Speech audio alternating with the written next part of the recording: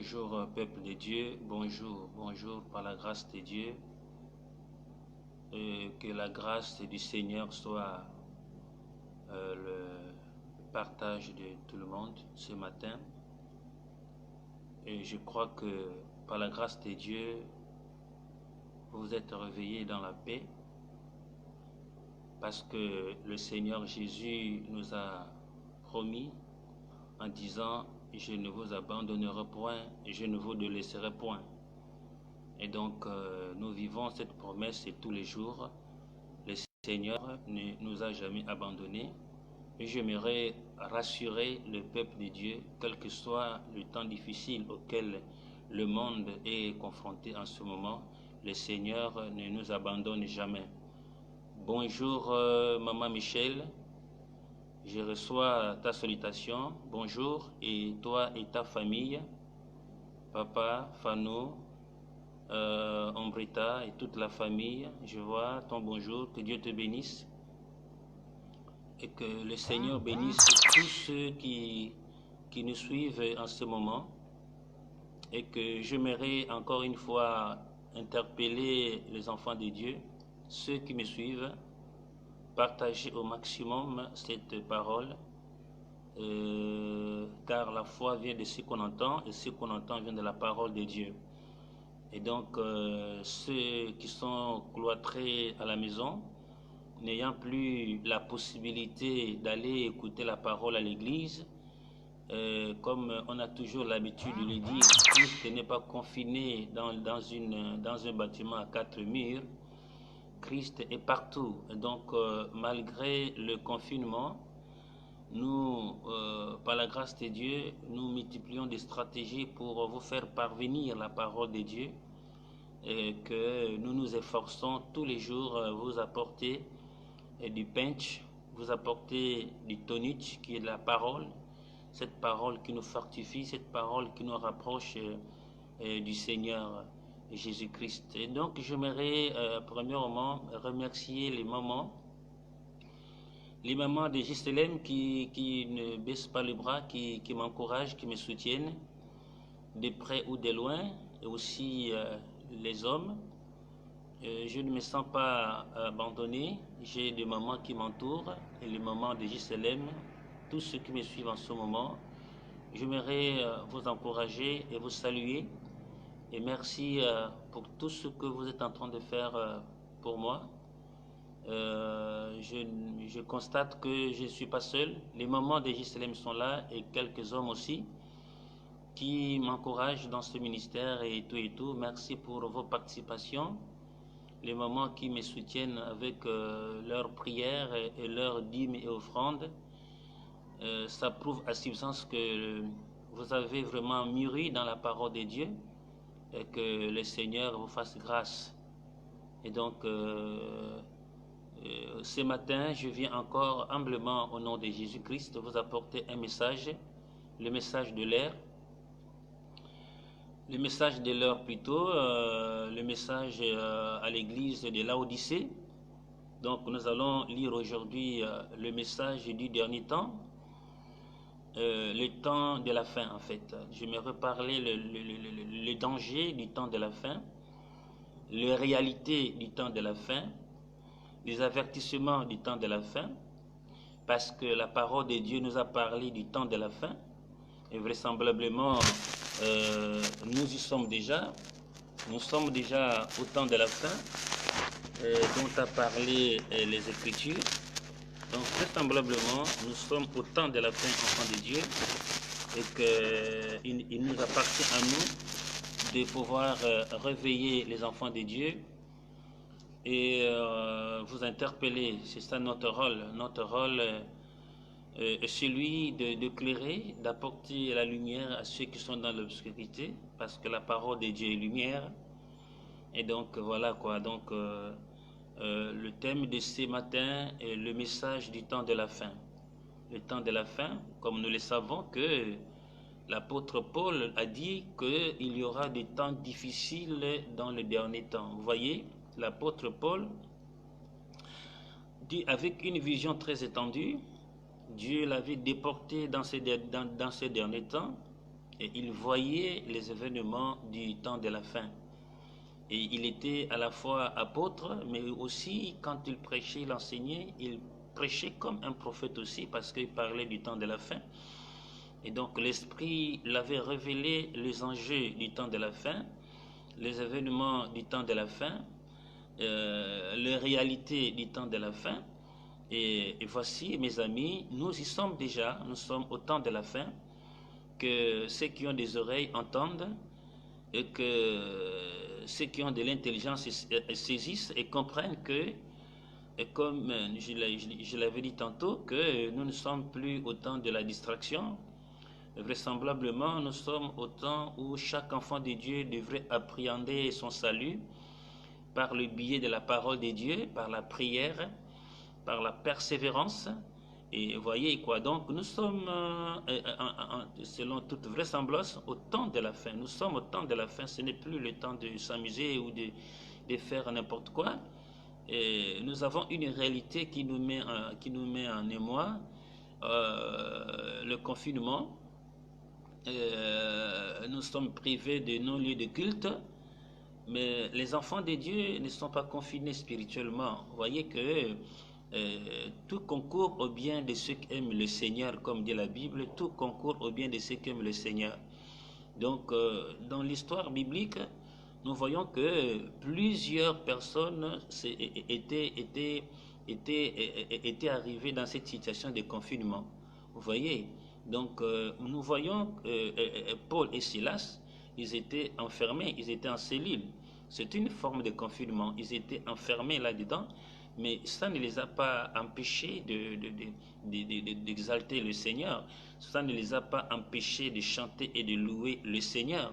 C'est ce que les enfants de Dieu doivent savoir. Le fait qu'il y a une mesure de confinement, et pas seulement dans les Gabons, mais dans le monde, et donc cela ne nous empêche pas d'adorer le Seigneur. Cela ne nous empêche pas de prier. Cela ne nous empêche pas de méditer la parole de Dieu et marcher conformément aux Écritures. Et donc Paul et Silas étaient enfermés, mais ils chantaient, ils adoraient le Seigneur, ils glorifiaient le Seigneur, et le Seigneur pouvait manifester sa puissance étant en confinement. Vous voyez, donc pendant qu'ils louaient, pendant qu'ils chantaient, pendant qu'ils louaient le Seigneur, et la puissance de Dieu, la puissance du Saint-Esprit descendu, et tout ce qui était confiné dans cette cellule-là, les entendait prier, louer Dieu, et le mur s'écroula. Vous voyez, donc la puissance de Dieu s'est manifestée malgré qu'ils étaient confinés dans une cellule. Donc le confinement nous permet davantage de nous rapprocher du Seigneur, manifester davantage notre identité en tant qu'enfants de Dieu, et nous devons davantage nous asseoir sur la parole de Dieu, perfectionner notre marche avec le Seigneur, et nous devons de plus en plus avancer à ce qui concerne la crainte de l'Éternel, et pourquoi pas la sanctification. Donc c'était déjà là une forme de confinement d'apôtre Paul et Silas dans une cellule, confinée par la volonté des hommes, et les hommes pensaient qu'il allait abandonner la mission pour laquelle Dieu les avait assignés, mais ils étaient au contraire remplis du Saint-Esprit, et ils pouvaient louer le Seigneur. Le confinement ne les a pas empêchés de faire la volonté de Dieu, de louer et servir le Seigneur. Lorsque le mur s'écroula, Paul a dit que bon, ne te fais pas du mal, nous sommes là, nous sommes tous là. Et il a prêché la parole, et les geôliers s'est converti, lui et sa famille. Et donc voilà. Donc c'était là le premier exemple, l'apôtre Paul et Silas qui étaient confinés dans une cellule. Et donc il y a aussi l'exemple de qui? Il y avait l'exemple de Jonas, qui était confiné dans le ventre d'un poisson géant. Il était dans le ventre d'un poisson géant, mais cela ne l'a pas empêché prier dans le ventre du poisson, il glorifiait et célébrait le Seigneur notre Dieu. C'était merveilleux. Et le poisson géant, ayant reçu l'ordre du Seigneur, alla vomir Jonas en Ninive, et cela, il allait prêcher la parole de Dieu. Et donc, je reçois le bonjour de Kimberly Nzinga.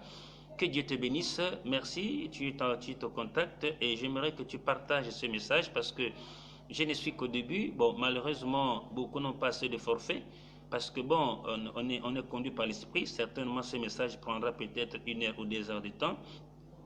Mais cela ne vous empêchera pas de pouvoir partager ces messages parce que nous allons passer tout à l'heure de beaux moments dans la présence du Seigneur par le canal de cette prédication-là.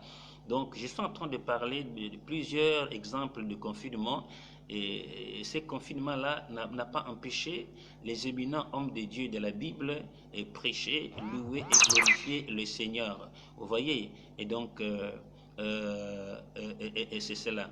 Je vais encore donner un dernier exemple de confinement, c'était l'apôtre Pierre. Vous voyez, l'apôtre Pierre, Hérode voulait à tout prix l'assassiner, puisque ayant au préalable décapité Jacques, et donc il a plu à Hérode d'enfermer l'apôtre Pierre qui était son ennemi. Alors l'apôtre Pierre était enfermé, c'est une forme de confinement aussi, et donc il était confiné dans une cellule, il était vraiment sérieusement surveillé, mais cela n'a pas empêché le Seigneur de pouvoir manifester sa gloire et délivrer son serviteur Pierre qui était confiné sous surveillance de 4 escouades et de militaires et tout les surveillaient, mais Dieu avait envoyé son ange qui le délivra de ces confinements. Donc, l'Esprit de l'Éternel nous délivrera de ces confinements et nous ramènera dans nos lieux de culte parce que personne ne peut empêcher Dieu d'agir. On ne peut pas lutter contre Dieu. Et donc, nous reprendrons nos activités par la grâce de Dieu parce que Dieu n'a pas encore terminé son plan avec son Église. On ne peut pas empêcher le Saint-Esprit d'œuvrer ou de travailler. Et donc, avait été délivré de ces confinements. Le Seigneur nous délivrera de ces confinements provisoires vis-à-vis de ce qui se passe dans le monde. Nous savons qu'il y a une situation chaotique et étonnante qui est en train d'écumer le monde en ce moment.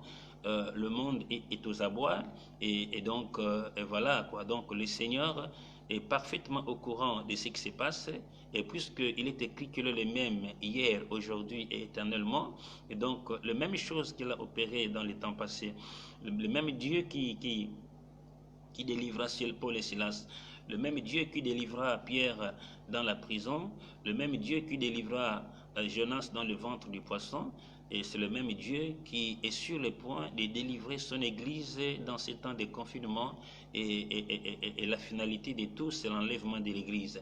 Et donc, que chaque enfant de Dieu se prépare à sa manière, que celui qui dérobait ne dérobe plus, que celui qui vivait contrairement à la volonté de Dieu cesse de le faire, que celui qui se sanctifie davantage, que celui qui doutait de Dieu cesse de douter.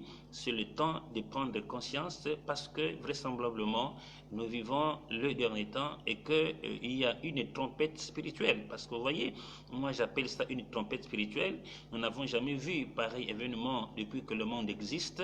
Le monde entier, les nations s'éverrouillent, les nations se séparent les unes des autres. Et donc vous voyez qu'il y a une méfiance étonnante qui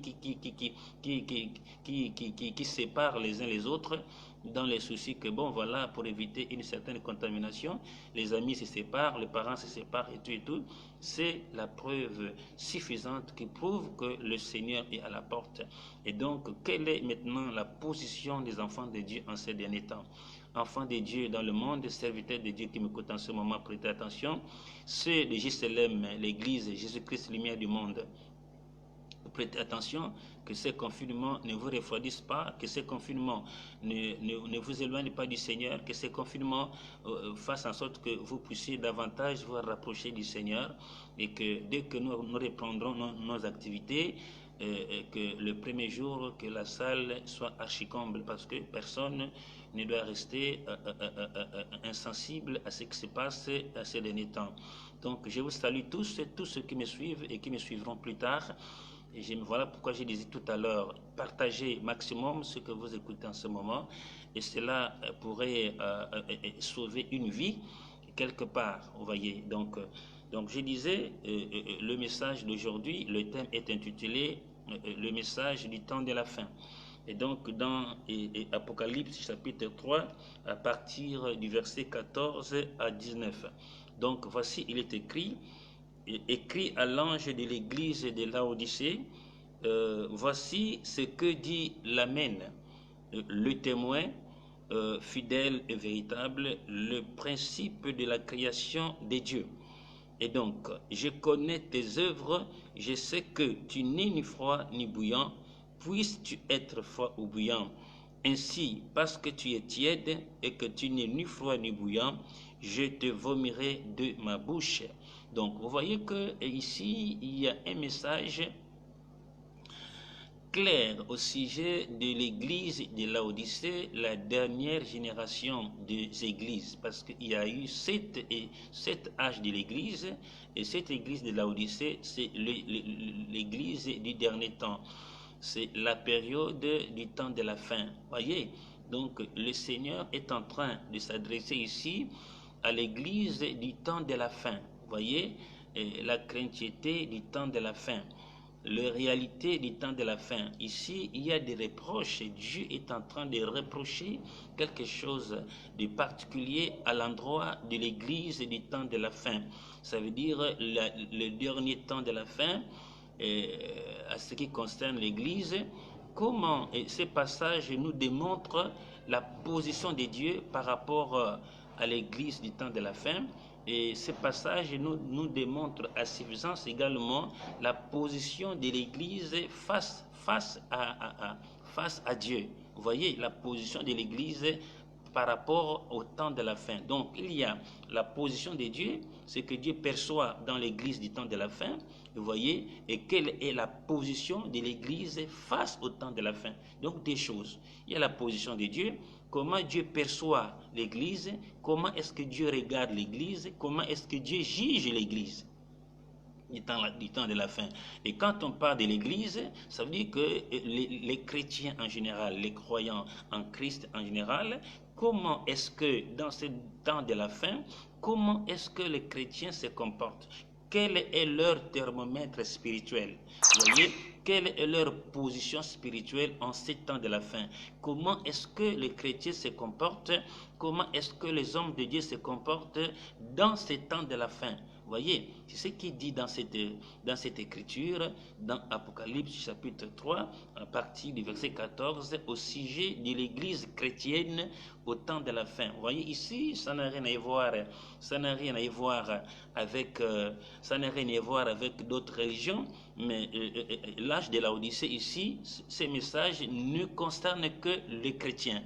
Ces messages ne concernent que les hommes de Dieu. Donc voilà pourquoi ce matin, je viens par la grâce de Dieu, conduit par le Saint-Esprit, parler aux serviteurs de Dieu, parler aux enfants de Dieu en Christ.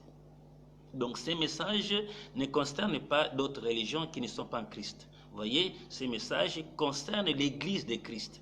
Comment est-ce que l'Église de Christ se comporte dans ces derniers temps? Comment est-ce que les hommes de Dieu de ces derniers temps de la fin, comment se comportent-ils? Vous voyez, c'est ça l'esprit de l'église de Laodicée, et c'est ce que je veux maintenant tout à l'heure démontrer, expliquer comment est-ce que les enfants de Dieu se comportent. Quelle est la position de Dieu? Quelle est l'attitude des enfants de Dieu, de l'Église et des serviteurs de Dieu dans ces derniers temps de la fin? Raison pour laquelle Dieu vient dans cette parole, il commence par des témoignages. Quand il dit « je connais tes œuvres », c'est pour dire que Dieu est au courant de nos actes, de nos œuvres, tout ce que nous faisons en cachette, il le sait. Voilà pourquoi il dit que, écrit à l'ange de l'église de Laodicée, voici ce que dit l'Amen, le témoin fidèle et véritable. Vous voyez que le Seigneur est un témoin fidèle. Il est témoin de nos œuvres, il est témoin de nos actes, il est témoin de notre comportement, il est témoin de tout ce que nous faisons au su et au vu de tout le monde et même dans l'obscurité. Vous voyez, donc tout ce qui se passe, Dieu, il voit tout. Raison pour laquelle il se présente comme un témoin fidèle. Il est témoin de ce qui se passe dans son église. Vous voyez, il est témoin. Il est fidèle, il est témoin, témoin spirituel.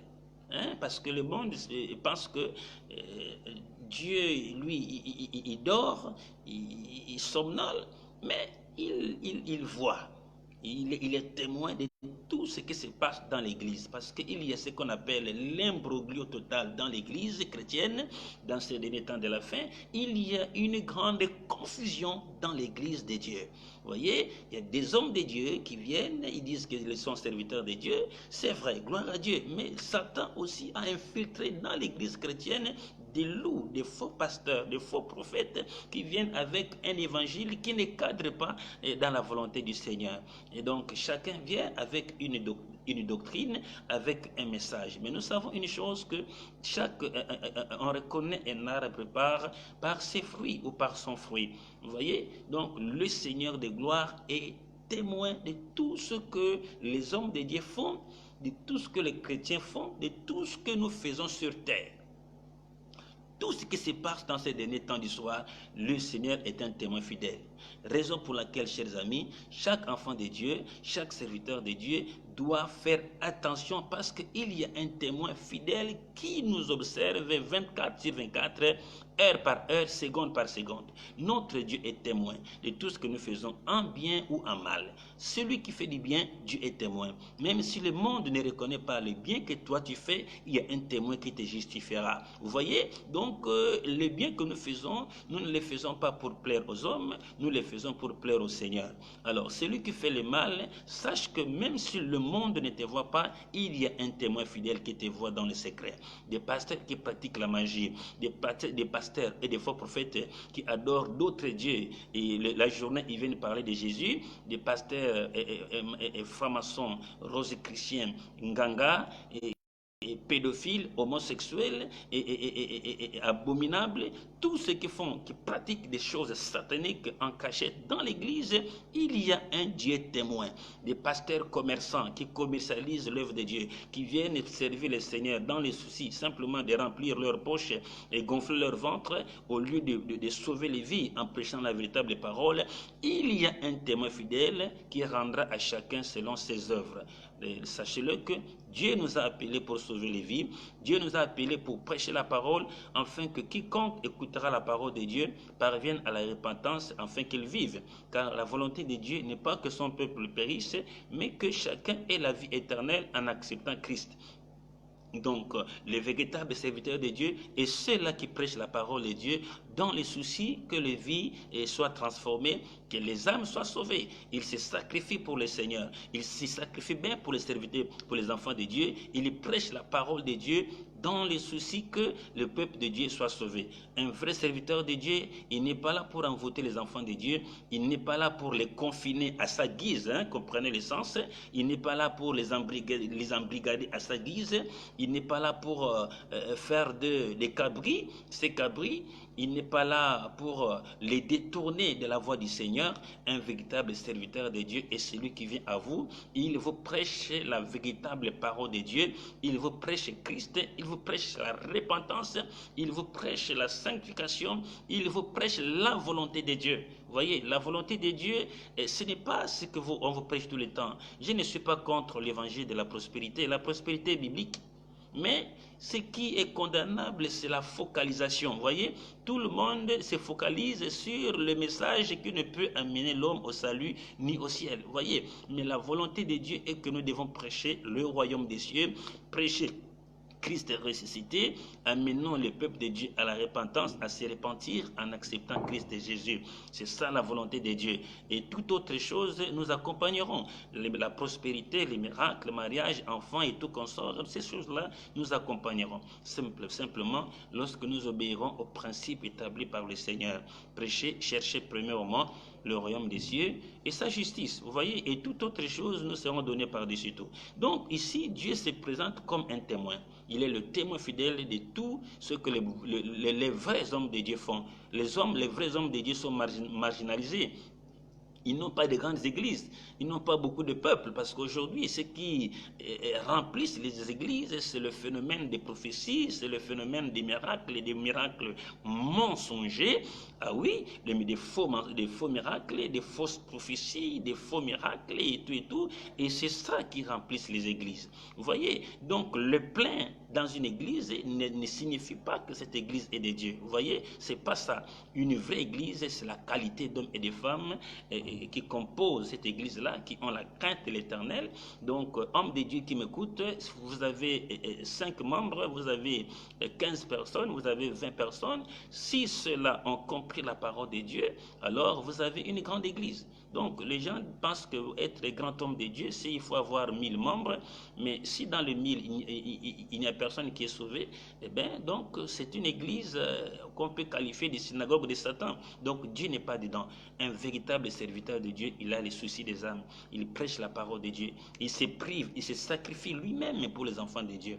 Alors, c'est ça, c'est ce que nous devons faire dans ces derniers temps du soir. Nous devons chercher la volonté de Dieu, prêchons la véritable parole de Dieu, préparer l'Église à la rencontre du Seigneur Jésus-Christ, parce que chacun de nous, comparaîtra devant le tribunal de Christ, comme l'apôtre Paul a dit. Chacun aura sa récompense.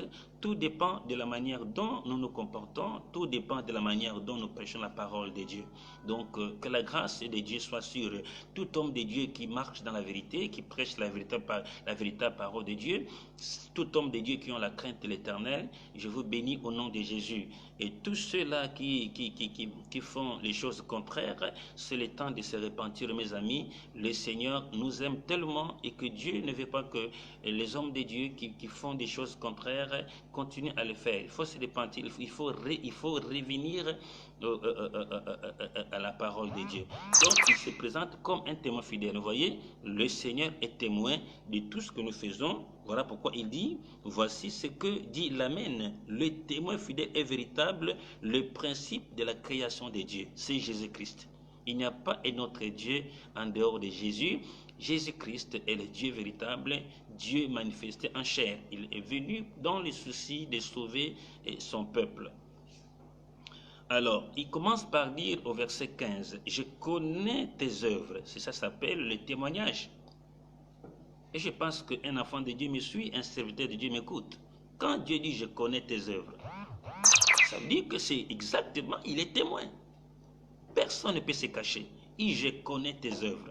Il parle en ces temps de la fin. Je connais les œuvres dans ces temps de la fin, dans les églises. Je connais tes œuvres. Homme de Dieu, écoute-moi bien. Il est temps de se repentir. Toi qui vis dans la fausseté, toi qui fais des choses en cachette, sache que le Seigneur dit, je connais tes œuvres. Je connais tes œuvres. Je connais. Un homme de Dieu, une femme de Dieu, un enfant de Dieu qui m'écoute, le Seigneur dit, je connais tes œuvres. Personne ne passera inaperçu devant le Seigneur. Je connais tes œuvres. Moi, je ne suis pas Dieu pour pouvoir dire ce que tu fais, mais l'Esprit de Dieu connaît tes œuvres. Je connais tes œuvres. Alors, il parle de l'Église du temps de la fin. La dernière génération de l'Église. Je connais l'Église du temps de la fin. Je connais les œuvres. Je connais tes œuvres. Ce sont ces œuvres-là qui décrites en bas. Vous voyez, je connais tes œuvres. Vous voyez, je sais que tu n'es ni froid ni bouillant. Voyez, il parle en tant que témoin. Je sais que tu n'es ni froid, ni chaud, ni bouillant. Tu ne l'es pas. Voyez, je sais que tu n'es ni froid, ni bouillant. Tu es tiède. Tu n'es ni chaud, tu n'es ni froid, ni bouillant. Ça veut dire qu'il y a du mélange. Voyez, il dit, mais toi, je connais ton problème. Il connaît l'esprit de ces derniers temps de la fin. Je sais que tu n'es ni froid, ni bouillant. En d'autres termes, je sais que tu n'es ni païen et ni chrétien. C'est pas possible, c'est du chauve-souris. La chauve-souris est ni oiseau, ni animal. C'est pour cela que quelqu'un disait que bon, la chauve-souris, on l'a enterrée, faute d'identité. Parce que lorsque la chauve-souris est décédée, quand elle est morte, les oiseaux sont venus, ils ont reconnu que bon, mais écoutez, elle a des ailes comme nous, là c'est notre personne. Mais quand ils ont regardé la tête, ils ont dit non, non, non, nous sommes des oiseaux, nous on n'a pas cette tête-là. Ça c'est la tête, c'est une tête étrangère. Et les oiseaux se sont enfouis. Baba Wenda, non, comme on dit en Pono. Vous voyez, donc c'est pas possible. Et les rats sont venus, et les souris sont venus. Ah, mais c'est notre parent, ça c'est notre tête. Mais le problème est que nous n'avons pas de ailes. On n'a pas des ailes, mais lui, celle-là, elle a des ailes. Mais elle a notre tête. Mais nous, on n'a pas des ailes, ça veut dire que ce n'est pas notre parent. Et ils l'ont aussi abandonné et ils sont partis. Vous voyez? Donc la chauve-souris est restée pourrir là. On ne l'a pas enterrée. Parce qu'elle avait une fausse identité. Il y a des serviteurs de Dieu, il y a des enfants de Dieu qui n'ont pas une identité fixe ou stable. Vous voyez, ils ont double identité, double personnalité, un comportement double. Vous voyez, double identité. On ne connaît pas ta vraie position. Vous voyez, soit tu es homme de Dieu, soit tu es païen. Il y a problème. Voilà pourquoi il dit ici, je connais. Il y a des enfants de Dieu qui sont comme ça dans ces derniers temps de la fin. Il y a des chrétiens et des serviteurs de Dieu qui est comme ça. À l'église, c'est un grand prédicateur. Il prêche bien la parole de Dieu, mais quelque part, c'est un ganga. Il y a des chrétiens, il est chrétien à l'église, il est chrétien, il adore le Seigneur, il prêche la parole de Dieu, il loue, il chante. Mais au quartier, c'est un païen. On ne connaît pas son identité. Soit tu es chrétien, soit tu es païen. Dieu n'est pas dans le mélange. Donc il dit je connais. Et c'est le cas de plusieurs aujourd'hui. De ceux qui m'écoutent, vous qui me suivez, il y en a plusieurs qui ont double identité. Il est ni chrétien, il est ni païen. Il est à l'église, il a la foi en Christ, mais quand vous partez à la maison, c'est un païen qualifié. Donc on voit tout ce que les païens font, lui aussi il le fait. Et ce n'est pas possible. Soit tu es enfant de Dieu, soit tu ne l'es pas. Soit tu es serviteur de Dieu, soit tu ne l'es pas. Ne vous y trompez pas. Comme la Bible dit, on ne se moque pas de Dieu. C'est qu'un homme aura semé, il le moissonnera. Ce qu'un homme aura semé, il le moissonnera aussi. Tu penses que tu te caches. Tu penses que ce que tu fais, Dieu ne voit pas. Mais laisse-moi te dire que la parole de Dieu me dit que ce qu'un homme aura semé, il le moissonnera. Tout ce que l'homme fait en mal, il va le récolter. Tout ce que tu fais en bien, tu vas le récolter. D'où je viens ce matin vous parler l'esprit de l'église de Laodicée. Il dit que je sais, tu n'es ni froid ni bouillant. Tu n'es ni homme de Dieu. Tu es ni homme de Dieu et tu es ni... Tu n'as pas d'identité, tu n'as pas de forme, tu n'as pas de personnalité. C'est l'esprit de l'église de Laodicée. C'est l'âge du mélange. Dieu n'est pas dans le mélange.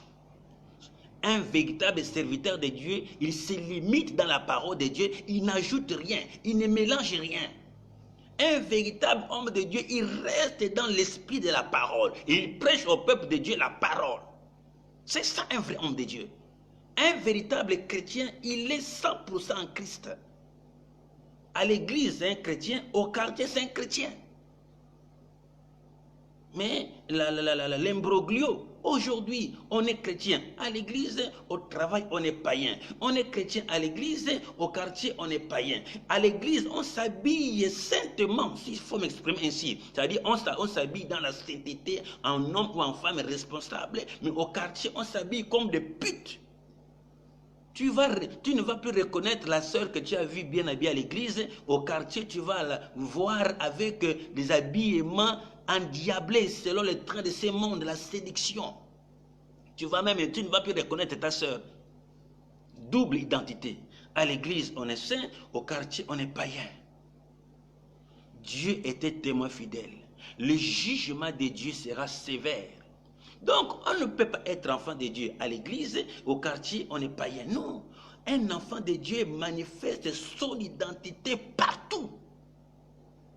Au champ, au travail, à l'église, tu es enfant de Dieu. Au champ, au travail, à l'église, tu es un serviteur de Dieu. Tu ne peux pas être serviteur de Dieu à l'église et dehors, on te voit dans le bar, dans le boîte de nuit, dans le motel. Et tu dis que tu es pasteur, tu es prophète, tu iras en enfer. L'esprit du temps de la fin. Je viens ce matin pour vous prêcher cet esprit-là. Je sais, Dieu dit je sais. Vous voyez, il se présente comme, je vous l'ai dit au départ, qu'il se présente comme témoin. Il est témoin de tout ce que nous faisons. Sache-le que Dieu est témoin de tout ce que tu fais en cachette. Ne te trompe pas. Tu peux tromper tes fidèles, tu peux tromper tes parents, tu peux tromper tes amis, mais Dieu te voit. Si tu ne te répands pas, mon ami, l'enfer t'attend. Ne dis pas que bon, faites ce que je vous dis, ne faites pas ce que j'ai fait. Non, ce n'est pas biblique. Un homme de Dieu doit être un modèle, un exemple. Nous sommes des dieux pour nos fidèles. Ils regardent Christ en nous. Quand toi tu déconnes, tu vas amener plusieurs personnes en enfer avec toi. Tu ne peux pas dire aux brebis, faites ce que je vous dis, ne faites pas ce que je fais. C'est ce que le Seigneur Jésus a reproché aux pharisiens. Vous paraissez beaux au dehors, mais à l'intérieur, vous êtes des loups ravisseurs, vous êtes des tombeaux blanchis. Peuple de Dieu, je viens vous prêcher la parole de Dieu par rapport à ces derniers temps de la fin. Donc, il dit que je connais tes œuvres, je sais que tu n'es ni froid ni bouillant. Puisses-tu être froid ou bouillant? Il y a une part des choses. J'aimerais vous dire ceci. Vous savez que lorsque nous acceptons le Seigneur, c'est un serment et c'est un choix à faire. Quand nous acceptons le Seigneur, nous restons avec le Seigneur. Tu ne peux pas servir le Seigneur et en même temps tu es au service du diable et Satan. Ce n'est pas possible. Dieu ne te connaît pas. Raison pour laquelle Matthieu 7, 21 dit que tous ceux qui me disent Seigneur, Seigneur, n'entreront pas tous dans le royaume des cieux. Nous avons prêché, nous avons évangélisé, nous avons prophétisé, nous avons parlé en langue, mais non, moi je ne vous connais pas. Pourquoi? C'est le problème de double identité. Tu prêches la parole, mais tu as une chambre noire. Tu prêches la parole, mais tu as des choses du diable avec toi. Tu as la poudre, tu as la magie, tu as des parfums démoniaques pour envoûter les enfants de Dieu. Tu te moques de qui? Tu penses que tu te moques de Dieu. Tu penses que Dieu ne te voit pas. Mais le Seigneur te voit. Arrête ça. Arrête ça. Reviens dans la parole. Reviens dans la parole. Tu dois te repentir pendant qu'il est encore temps. Pendant qu'il est temps, et je vous l'annonce avec amour, pendant qu'il est temps, reviens à Christ. Pendant qu'il est temps, répands-toi. Pendant qu'il est temps, prêche la vraie parole et améliore ta vie avec le Seigneur et le Seigneur te pardonnera. Ça ne sert à rien de faire le matu-vu. Hein? Le royaume des cieux ne vient pas de manière à frapper le regard. Hein? L'église n'est pas un lieu de sketch où on fait tomber les pauvres femmes comme des sacs de ciment. L'église n'est pas un lieu de spectacle. L'église est un lieu de réparation de vie. L'église est un lieu où les gens viennent décharger leur fardeau au pied de Christ. L'église est un lieu où on prêche la parole de Dieu, chacun vient se retrouver. L'église est un lieu d'adoration. L'église est un lieu de sanctification. L'église est un lieu où nous venons écouter la parole de Dieu afin que notre vie soit totalement métamorphosée par la puissance de la parole de Dieu. Mais l'église des fétiches, des magies, ou des copinages ou de n'importe quoi. Quelqu'un peut dire Amen. Est-ce que quelqu'un peut me donner des Amen encourageants pour que j'avance encore? C'est une grâce ce matin. Je viens vous parler de ces choses. Le temps de la fin, c'est le temps d'interpellation. C'est le temps de la préparation. J'aimerais encore attirer les enfants de Dieu. Ce que nous sommes en train de voir aujourd'hui, ça doit nous servir de leçon. Regardez, le confinement est devenu mondial. Mondial. Je n'ai jamais vu un tel événement où les nations se verrouillent, où les portes des nations se ferment. L'Antichrist est en train de contrôler le monde. Après le passage de Covid-19 en question, après le passage de coronavirus, que vous appelez coronavirus, alors le diable, il voit comment il a réussi à contrôler le monde entier. Viendra alors un autre vent. Il viendra un temps où on ne voudra plus qu'on parle de Jésus. Il viendra un temps où on ne voudra plus voir les gens avec des Bibles. Il viendra un temps où on dira que bon voilà, il faut brûler vos Bibles et tout. Comme ces démons-là de Kakou Philippe qui dit que bon voilà, il faut brûler vos Bibles et tout. C'est l'enfant de l'Antéchrist. Quand quelqu'un vous dit que brûlez vos Bibles, c'est carrément l'enfant de l'Antéchrist. Ceux qui l'écoutent sont perdus. Vous voyez, donc c'est un test mondial, c'est un test. Vous voyez, regardez comment le monde est confiné aujourd'hui. Tout le monde obéit, tout le monde obéit. Ce n'est qu'un test, c'est l'Antéchrist qui arrive. Alors, on ne se salue plus, on ne s'embrasse plus, c'est un ordre mondial. Tout le monde se met au carreau aujourd'hui. C'est le premier vent. Le Seigneur Jésus dit qu'il y aura des phénomènes, il y aura des tremblements de terre. Une nation se lèvera contre une nation. Un frère se lèvera contre son frère. Les enfants seront rebelles à leurs parents. Il a dit qu'il y aura des phénomènes. Mais qu'est-ce qu'il va dire? Ce n'est que le début, ça ne sera pas encore la fin, ce n'est que le début de malheur et de souffrance. Regardez aujourd'hui, mes amis.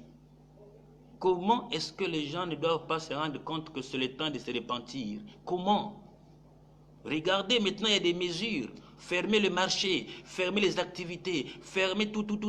Les gens ont du mal à manger et à vivre aujourd'hui. C'est ce que Jésus-Christ avait prédit, qui s'accomplit aujourd'hui. C'est ce que les apôtres ont prédit, qui s'accomplit aujourd'hui. Il y aura des temps difficiles dans le dernier temps.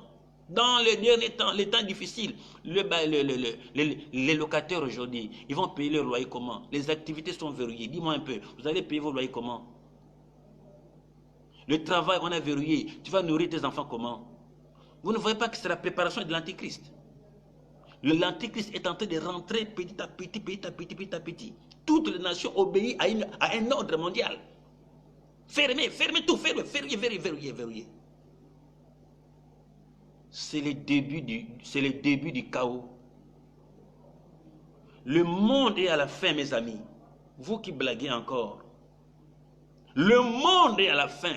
Raison pour laquelle je ne cesse de le répéter, dans Matthieu 25, il y a deux catégories de chrétiens. 5 vierges étaient sages, 5 autres étaient folles. Les 5 sages, c'est l'image des hommes de Dieu et des enfants de Dieu intelligents qui ont compris en ce moment que c'est le temps de revenir à Christ. C'est le temps de revenir à la parole. C'est le temps de se repentir. C'est le temps de ne plus être méchant, hypocrite. C'est le temps de recadrer les choses. C'est ça l'image des chrétiens qui sont intelligents. Mais les chrétiens folles, les chrétiens qui ne sont pas intelligents, ils continuent dans leurs bêtises, dans leurs distractions, ils continuent dans leurs pratiques, ils continuent dans le bar, dans les ambiances. Mais lorsque le pauvre arrivera, il sera trop tard. Ceux qui seront intelligents entreront. Les intelligents, ceux qui se conforment à la parole de Dieu en ce moment, ceux qui reviennent à Christ, ceux qui se répandent, ceux qui se détournent de leurs mauvaises choses. Dieu est amour, quelle que soit la gravité de tes péchés. Une fois que tu parviens à la repentance et à confesser sincèrement tes péchés, il te pardonne, mes amis. Notre Dieu, vraiment, il n'y a pas un Dieu comme Jésus-Christ. Quelle que soit la gravité de tes péchés, il te pardonne. Il suffit, comme disait Salomon dans Proverbe, c'est lui qui cache ses transgressions, il ne prospérera point. Celui qui cache le mal en lui ne prospérera point. Mais celui qui les avoue et le délaisse obtiendra miséricorde. Ne garde pas le mal en toi, ne garde pas la mauvaise vie que tu mènes, ne continue pas là-dedans. Mais avoue-les et confesse et abandonne et Dieu te pardonnera. Quelqu'un peut dire Amen. Donc, il dit au verset 16, ainsi parce que tu es tiède, vous voyez, et que tu n'es ni froid ni bouillant, je te vomirai de ma bouche. Je te vomirai de ma bouche. Vous voyez mes amis, je te vomirai. Pourquoi Dieu va dire que je te vomirai? Il parle de qui? Il parle de la dernière génération. dernier âge de l'église, puisque c'est l'âge de l'Odyssée. Il dit, je te vomirai. Pourquoi? Parce que tu es ni froid ni bouillant, tu es tiède. Or, la tièdeur, comme je disais tantôt, c'est le mélange. On ne mélange pas Dieu avec Satan. On ne mélange pas Dieu avec les fétiches. On ne mélange pas Dieu avec la mondanité.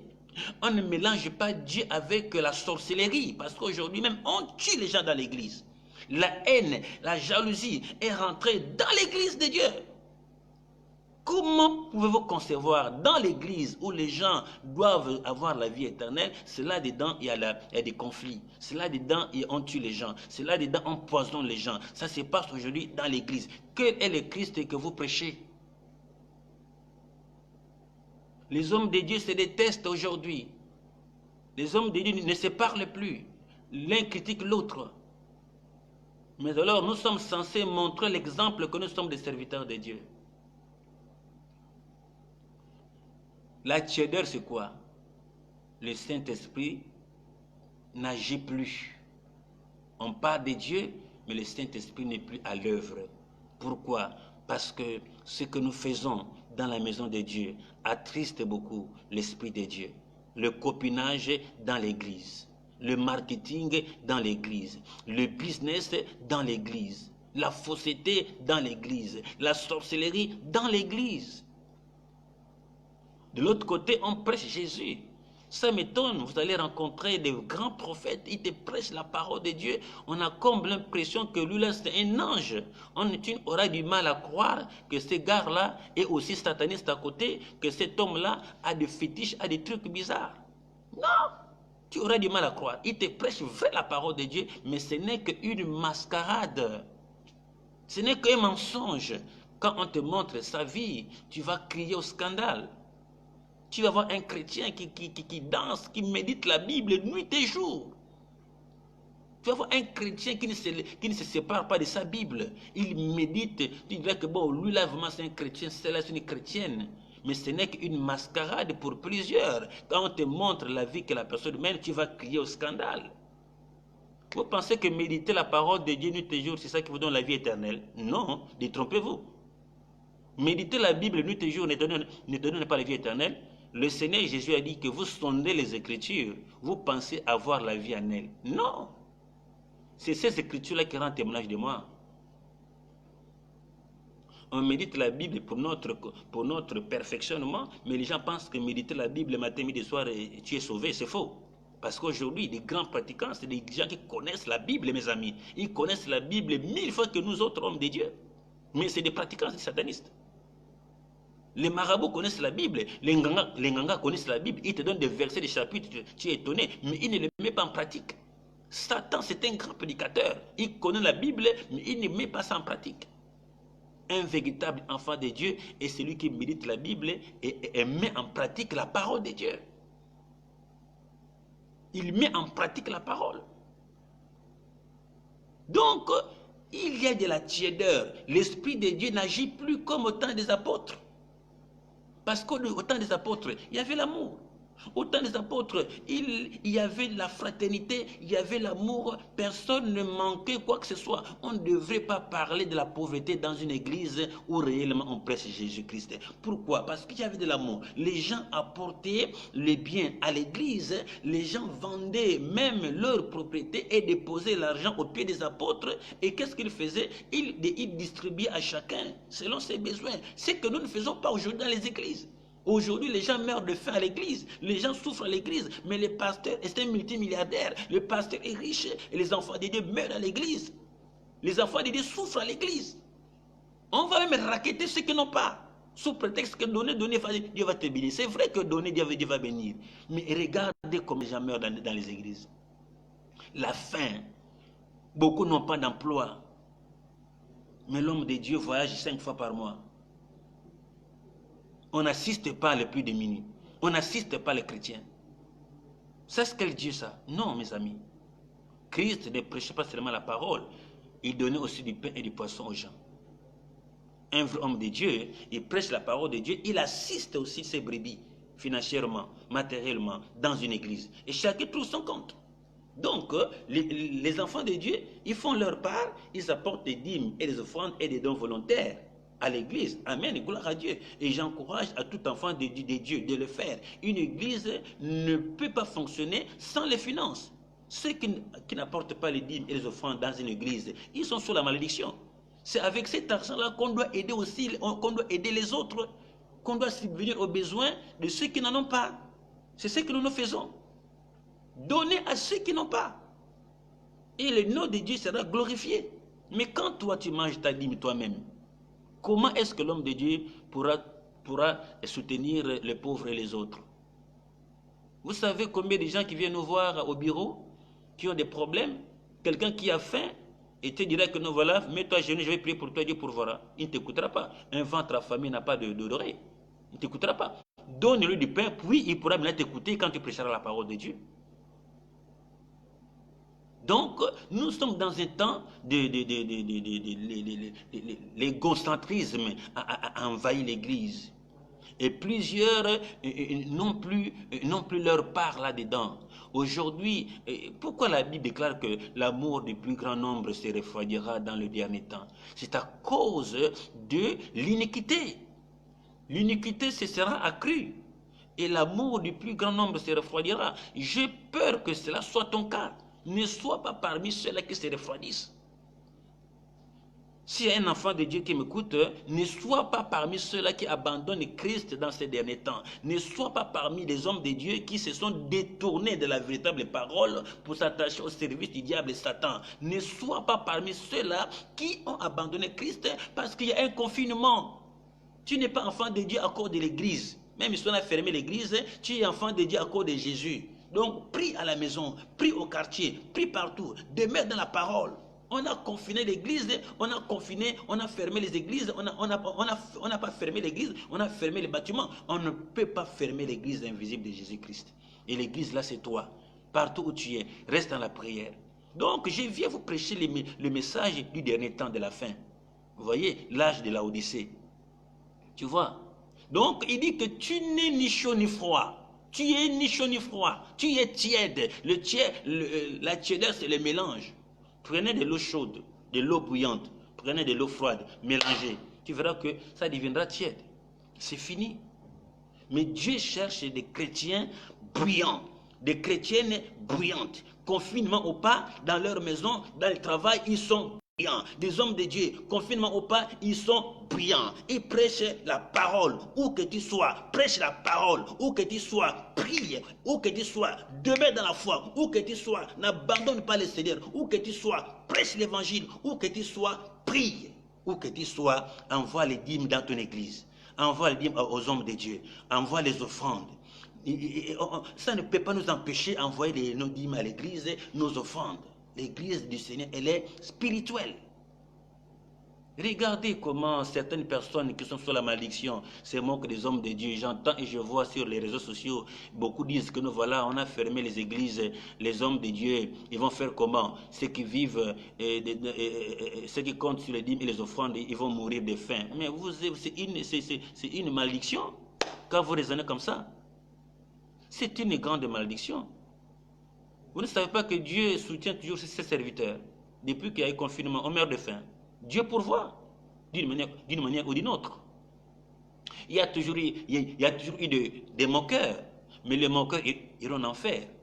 Au lieu de soutenir les hommes de Dieu, toi tu te mets à te moquer des hommes de Dieu et des églises. Non. Tu n'es ni chaud ni froid. Tu n'es ni chrétien ni païen. Tu es mélangé. Comme je disais tantôt, tu vois la sœur bien habillée à l'église, mais à la maison, elle est habillée comment? En mini-jupe, tous les pieds dehors, les seins dehors. C'est pas possible. Donc, tu es chauve-souris. Enfant de Dieu, nous vivons le temps le plus dangereux de l'histoire de l'humanité. Cette pandémie-là, envoyée par le diable et Satan, c'est aussi un test pour savoir qui est enfant de Dieu et qui ne l'est pas. Beaucoup sont enfants de Dieu dans les églises. Maintenant qu'on a fermé les églises, beaucoup ne prient plus. Beaucoup n'intercèdent plus. Beaucoup ont repris leurs choses qu'ils faisaient avant parce qu'on ne parle plus à l'église. Mais un enfant de Dieu doit demeurer enfant de Dieu, église ou pas, confinement ou pas, tu dois rester véritablement enfant de Dieu. Donc, écoute encore la parole, dans Apocalypse chapitre 3 toujours, verset 17 en question, je te vomirai de ma bouche. Quand Dieu dit je te vomirai de ma bouche, ça veut dire que plusieurs vont rater l'enlèvement. Vomir là, c'est quoi? C'est-à-dire plusieurs ne seront pas enlevés. Dieu va le lâcher. Quand quelque chose n'est pas bon, ça ne peut pas entrer dans ta bouche.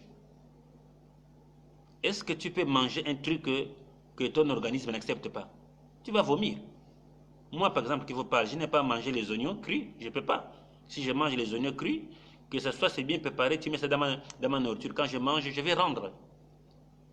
Ça ne passe pas dans ma bouche. Donc, ça veut dire quoi? Quelqu'un qui n'est pas un véritable serviteur de Dieu, quelqu'un qui n'est pas un véritable enfant de Dieu, ne peut jamais être enlevé. Ce n'est pas possible. Dieu va te vomir. Parce que, pourquoi? Parce que tu n'es pas agréable à Dieu. Tu ne peux pas entrer au ciel. Tu ne peux pas entrer dans sa présence. Rien d'essuyé n'entrera au ciel. Rien d'impur n'héritera le ciel.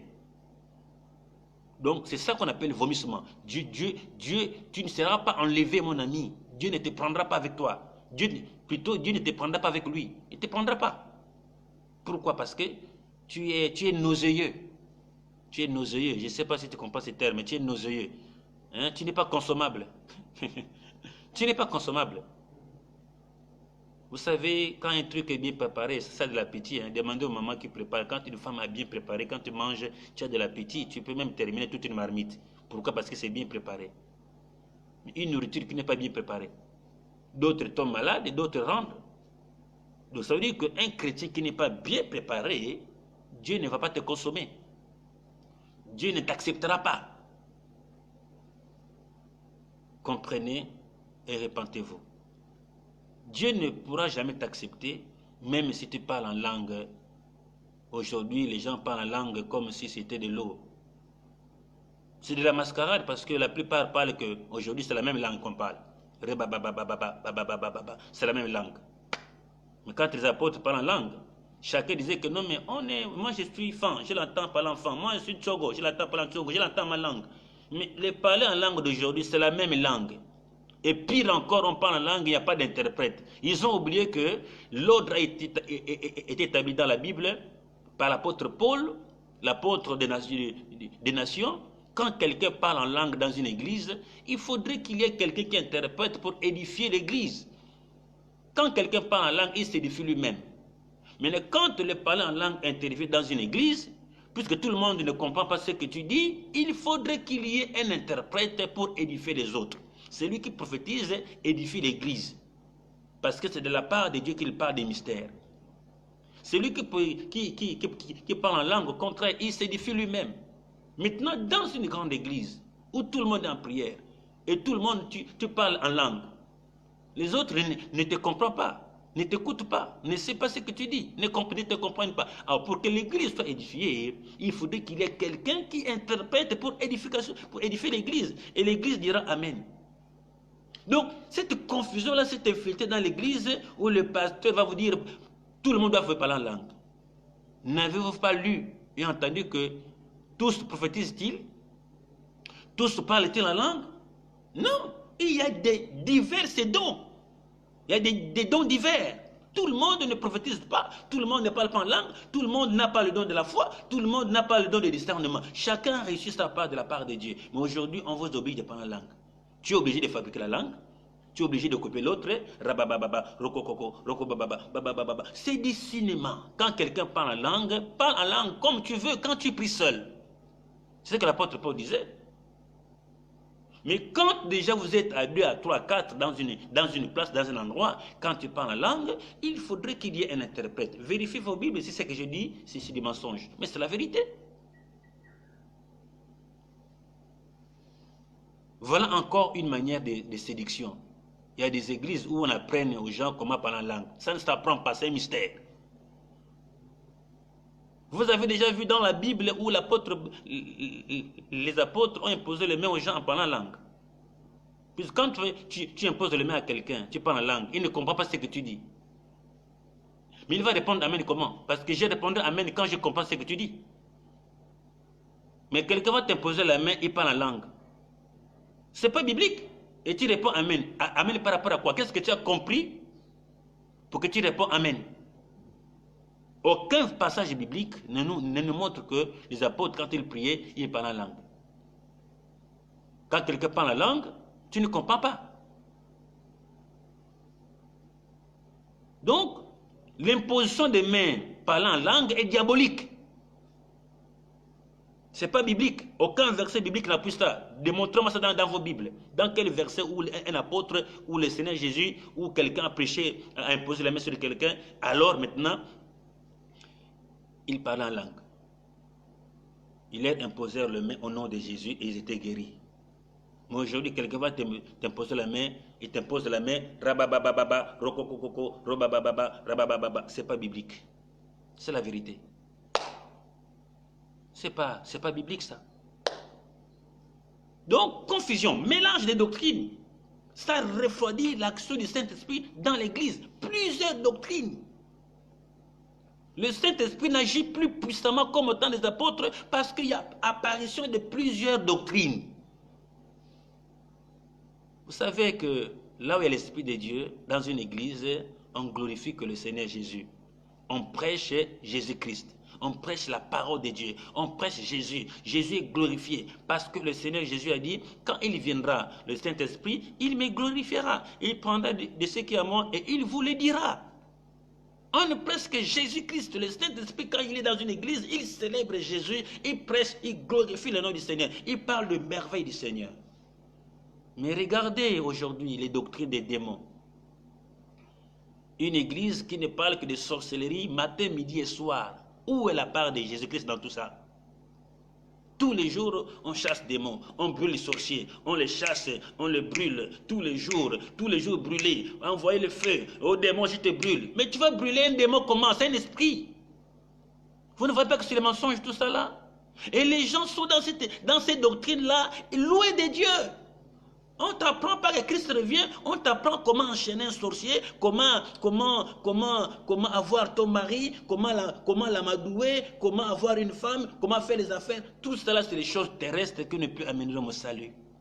C'est la distraction, ça.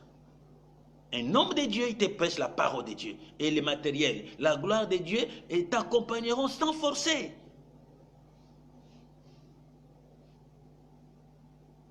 On chasse le démon, on brûle les sorciers, on brûle les démons, on parle l'argent, on parle les affaires, on parle élévation, on parle les célébrités, on parle élévation. Tous les jours tu es élevé, tous les jours tu es élevé, tous les jours amen, amen, amen, amen, amen, amen, amen, amen. Les gens amènent des milliards, disent amen, amen, amen, amen, je vois la gloire, je vois la prospérité. Depuis 20 ans, l'homme de Dieu voit toujours la prospérité, Christ n'accomplit pas depuis que tu es dans l'église, 15 ans, 20 ans jusqu'à aujourd'hui. On ne te prêche pas l'essentiel, la vie éternelle, la parole de Dieu. Quand tu obéiras à la parole de Dieu, c'est alors que le succès t'accompagnera, la gloire t'accompagnera, l'argent sera ton partage, tu vas te marier, tu feras des enfants, tu iras de gloire en gloire lorsque tu vas te conformer à la parole de Dieu. C'est ça, mes amis. Il est écrit, cherchez premièrement le royaume des cieux et sa justice, c'est clair. Et toute autre chose là, toute autre chose c'est quoi? Nous tous là, on a besoin de l'argent, on a besoin de célébrités, on a besoin du succès. Qui n'a pas besoin du succès? Qui n'a pas besoin de l'argent? Qui n'a pas besoin de voyager? Qui n'a pas besoin de sapologie? Qui n'a pas besoin de tout ça? On en a besoin. Mais ce n'est pas une priorité. Notre priorité, c'est le royaume des cieux. Et toutes ces choses-là viendront après. Homme de Dieu, qu'on ne te séduit pas. Qu'on ne te séduit pas que bon, être un homme de Dieu, il faut avoir 500 membres, 1000 membres. Ce n'est pas biblique. Si tu as 20 membres, bénis Dieu pour ça. Dieu t'a donné la responsabilité de gérer 20 membres. Ne te contente pas de celui qui a 100 membres. Celui qui a 100 membres, Dieu l'a donné 100 membres parce qu'il a la capacité de gérer 100 membres. Celui qui a 100 membres n'envie pas celui qui a 500 membres. Celui qui a 500 membres, Dieu l'a donné la capacité de gérer 500 membres. Si toi tu veux avoir 500 membres et que tu n'as que la capacité de gérer 20 personnes, mais tu vas mourir. Vas-tu vraiment supporter, rester au bureau jusqu'à 20 h, recevoir les gens et faire les délivrances? Tu ne peux pas, tu vas mourir. Donc il faut te contenter du peu que Dieu t'a donné. Lorsqu'on a attribué des talents aux serviteurs, hein, l'autre avait reçu combien? 5 talents. L'autre avait reçu combien? 2. L'autre, 1 talent. Voyez. Pourquoi l'autre avait reçu 5? Parce que son maître avait vu en lui la capacité de gérer 5 talents. Celui qui avait reçu 2 talents s'est contenté de ça. Et l'autre, 1 talent. Mais si tu as 15 membres dans ton église, bénis Dieu, travaille, Dieu te bénira. Donc, la tiédeur produit les vomissements, rater l'enlèvement. Tu peux rater tout sur la terre. Tu peux rater l'argent. Tu peux rater la gloire. Mais ne rate pas le ciel, mon ami. Que sert-il à un homme de posséder ou d'avoir le bien de ce monde s'il perd son âme? Voyez, cherche l'essentiel. Donc, je continue mon message. Au verset 17, voici le conseil que Dieu donne. Voilà ce que Dieu dit. Parce que tu dis, je suis riche. Je me suis enrichi. Je n'ai besoin de rien. Et parce que tu ne sais pas que tu es malheureux, tu es misérable, tu es pauvre, tu es aveugle et tu es nu. Voilà la position de Dieu. Je vous ai parlé au début que le message de ce matin, je viens vous démontrer quelle est la position de Dieu vis-à-vis de son Église dans ces derniers temps. Et quelle est la position de l'Église vis-à-vis de Dieu dans ces derniers temps. Dieu dit ici, là, hein, toi, Église du dernier temps, toi, chrétien du dernier temps, qu'est-ce que tu dis? Je suis riche, je me suis enrichi, je n'ai besoin de rien. Synonyme, quand vous prêchez aujourd'hui, tu ne dois pas être pauvre, tu dois être riche, un enfant de Dieu ne doit pas être pauvre. Mais, pour vous tromper, il est écrit dans Proverbe, si je ne me trompe pas, chapitre 22, le riche se rencontre avec le pauvre, mais c'est Dieu qui les a créés l'un et l'autre. C'est Dieu qui a créé le riche et c'est Dieu qui a créé les pauvres. Si tout le monde était pauvre, quel allait travailler pour l'autre? Si tout le monde était pauvre, qui allait bénir l'autre? Et si tout le monde était des riches, qui allait travailler pour les autres? C'est l'équilibre. Le riche, c'est Dieu qui l'a créé. Le pauvre aussi, c'est Dieu qui l'a créé. Mais on vous prêche que bon, la pauvreté ne vient pas de Dieu. Non. Dieu a rendu certains pauvres pour qu'ils travaillent au bénéfice des riches. Dieu a créé les riches pour qu'ils soutiennent les pauvres. C'est ça, c'est comme ça. Alors, quelqu'un va se battre, je vais être riche. Des années, la richesse là, peut-être n'a jamais été riche. Des années. Conclusion, beaucoup ont abandonné le Seigneur parce que les richesses, tant promis à l'Église, il n'a jamais vécu ça. Il abandonne le Seigneur. Mais un véritable enfant de Dieu, il n'a pas reçu Jésus-Christ pour la richesse, pour le bien de ce monde. Nous avons accepté Jésus-Christ parce qu'on nous a enseigné qu'il est mort pour nous, qu'il est notre Rédempteur, qu'il est notre Sauveur. C'est en cela que moi j'ai accepté Jésus-Christ. On ne m'a pas présenté un Christ qui enrichit les gens. On ne m'a pas prêché un Christ qui guérit les malades. On ne m'a pas prêché un Christ qui rend les gens célèbres. On m'a prêché un Jésus-Christ sauveur de l'humanité. On m'a prêché un Jésus-Christ le bon berger. On m'a prêché un Jésus-Christ qui est mort sur la croix à cause de mes péchés et qui m'a sauvé. Et j'ai dit Amen. Et je suis resté enfant de Dieu jusqu'à aujourd'hui. Et je le suis jusqu'à aujourd'hui. Ça veut dire que même si c'est la pauvreté ou les souffrances, rien ne peut me séparer de Jésus-Christ parce qu'il a fait tout pour moi sur la croix. Il m'a délivré de la mort. Il m'a délivré de la condamnation. Il m'a délivré de la malédiction, de la mort. Il m'a délivré du péché. Et il m'a donné sa vie gratuitement. Voilà pourquoi j'ai accepté Jésus. Donc ce n'est pas le bien de ce monde qui peut m'éloigner de lui. Donc, il dit, toi tu dis que tu es riche et que tu ne te soucies de rien. Mais quelle est la réaction du Seigneur? Tu ne sais pas que tu es pauvre, tu ne sais pas que tu es malheureux, tu ne sais pas que tu es misérable, tu ne sais pas que tu es même nu. Donc, la richesse de ce monde n'a rien à y voir avec la richesse de Dieu. L'argent que tu cherches là ne peut pas t'amener au ciel. Le mariage que tu cherches là ne peut pas te sauver. Mais la volonté de Dieu, c'est autre chose. Toi, tu dis que je me suis enrichi, je n'ai besoin de rien. Mais tu te trompes. Regarde le monde aujourd'hui. Parcourez toutes les églises. Prospérité, miracle, élévation, élévation. Dieu dit que vous êtes nus, vous êtes misérables, parce qu'il n'y a pas la vraie parole. Il n'y a pas la vraie parole. Matériel, prospérité, miracle, ce n'est pas ça l'évangile. La prospérité, miracle, n'est que les conséquences de l'obéissance en Christ. Quand tu obéis à Christ, conséquence, Dieu te bénit. Conséquence, Dieu te rend célèbre. Mes amis, Abraham n'a pas cherché à devenir père des nations dans la foi. Il était tranquillement chez lui, chez son père et sa mère. Il n'a pas cherché ça. Mais il a dit, Abraham, je ferai de toi père des multitudes. Je ferai de toi père des nations. Toutes les nations de la terre seront bénies en ta postérité. Dieu est venu les lui dire. Il n'a pas cherché ça. C'est pour cela, ceux qui cherchent beaucoup, à tout prix, quel que soit le prix, ils tombent dans les pièges du diable et Satan. Mais ceux qui attendent de la volonté de Dieu, ceux qui attendent patiemment, c'est à ceux-là que Dieu vient bénir.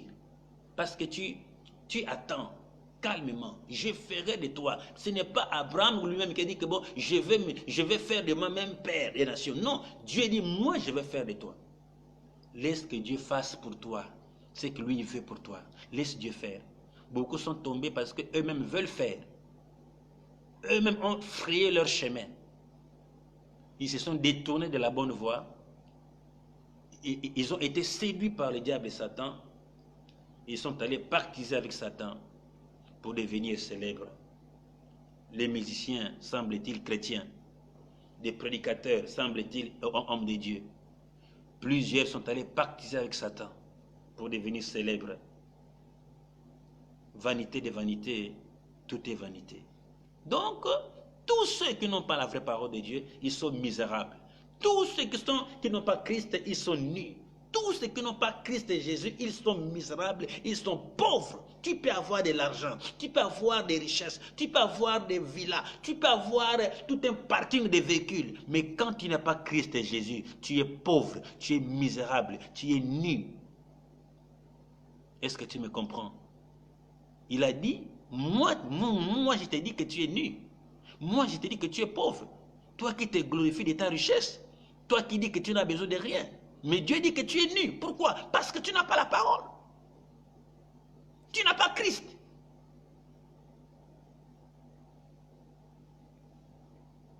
Donc, que tout ce que tu as comme richesse ne te séduit pas.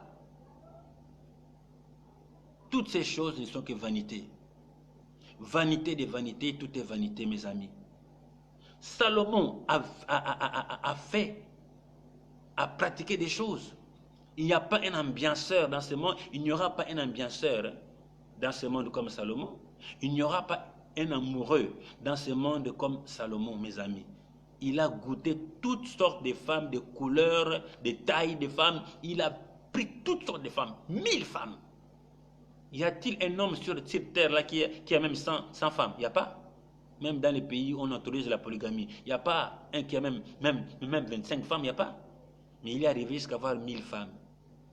Il allait jusqu'à adorer les dieux étrangers. Mais à la fin, il a compris que vanité de vanité, tout est vanité. Ton argent n'est que vanité. Ta beauté n'est que vanité. Ta richesse n'est que vanité. Vanité de vanité. Tu es pauvre, tu es misérable, tu es nu. Si tu n'as pas Christ, malgré ton argent, malgré ta richesse, malgré les terrains que tu peux avoir, malgré tout ce que tu peux avoir, si tu n'as pas Jésus-Christ, tu es pauvre, tu es malheureux, tu es misérable et tu es nu. C'est le temps de se repentir. C'est le temps de revenir à Christ. C'est le temps de chercher le royaume des cieux. C'est le temps de tout refaire. C'est le temps, mes amis. Au nom de Yeshua Mashiach. Conseil. Verset 18. Voici le conseil que Dieu donne à l'église du dernier temps. Le conseil, c'est capital. Voici le conseil que Dieu donne à ses enfants dans ces derniers temps. Le conseil se trouve au verset 18 de l'Apocalypse chapitre 3. Le conseil, c'est ici. Il dit, je te conseille d'acheter de moi de l'or éprouvé par le feu, afin que tu deviennes riche, et des vêtements blancs, afin que tu sois vêtu, et que la honte de ta nudité ne paraisse pas, et un collier pour oindre tes yeux, afin que tu vois. Moi je reprends et je châtie tout ce que j'aime, aie donc du zèle et répands-toi. Mes amis, je te conseille d'acheter de moi de l'or éprouvé par le feu, afin que tu deviennes riche. L'or éprouvé par le feu, c'est quoi? C'est la véritable parole. Pour que tu sois riche, tu dois chercher la vraie parole de Dieu. Pour que tu sois vêtu, tu dois chercher la parole de Dieu. Il dit, cherche de l'or éprouvé par le feu, la véritable parole. Je te conseille d'acheter de moi de l'or éprouvé par le feu, afin que tu deviennes riche, et des vêtements blancs, afin que tu sois vêtu, et que la honte de ta nudité ne paraisse pas. Les vêtements blancs, c'est quoi? C'est les bonnes œuvres. Les bonnes œuvres. Quand tu as la parole de Dieu, quand tu as la parole de Dieu, quand tu pratiques les bonnes œuvres, tu es vêtu. Quand tu marches dans la sainteté, tu es vêtu, et la honte de ta nudité sera couverte. Je te conseille, c'est le conseil, c'est que Dieu veut, il demande à son peuple dans ces derniers temps d'histoire de chercher de l'or, l'or éprouvé par le feu, la parole de Dieu. Les enfants de Dieu doivent maintenant chercher la parole de Dieu. Laissez ce que vous êtes, ce qui occupe à 100% vos cœurs, vos pensées, vos soucis, les biens de ce monde, la richesse, le voyage, mariage, enfants et tout consort. Laisse ces choses-là, cherchez la parole de Dieu afin que tu sois vêtu, afin que tu ne sois pas nu devant le Seigneur. Cherche la parole, la véritable parole, synonyme de l'or. La véritable parole est de l'or devant le Seigneur. Dans ce dernier temps du soir, malheureusement, Paul dit dans Timothée, l'heure vient où les gens ne supporteront pas la sainte doctrine. Vous voyez? Ils auront la démangeaison d'entendre des choses agréables, des choses qui leur plaisent. Ils détourneront l'oreille de la vérité et ils vont s'attacher aux fables. Ils vont se faire eux-mêmes une foule de docteurs. Les gens ne supporteront pas la saine, les gens ne supporteront pas la saine doctrine de Christ. Les gens ne vont pas accepter la vraie parole de Dieu. Parcourez les églises, comme je vous ai dit tantôt, que les gens pensent que la vraie église, c'est celle qui a 1000 membres, 40 000 membres. Il n'y a pas la parole. Tous les jours, miracle, tous les jours, prophétie, tous les jours, miracle, tous les jours, miracle, tous les jours, miracle, tous les jours, miracle, miracle. Ça, ce n'est pas la parole. Ça, ce n'est pas la parole.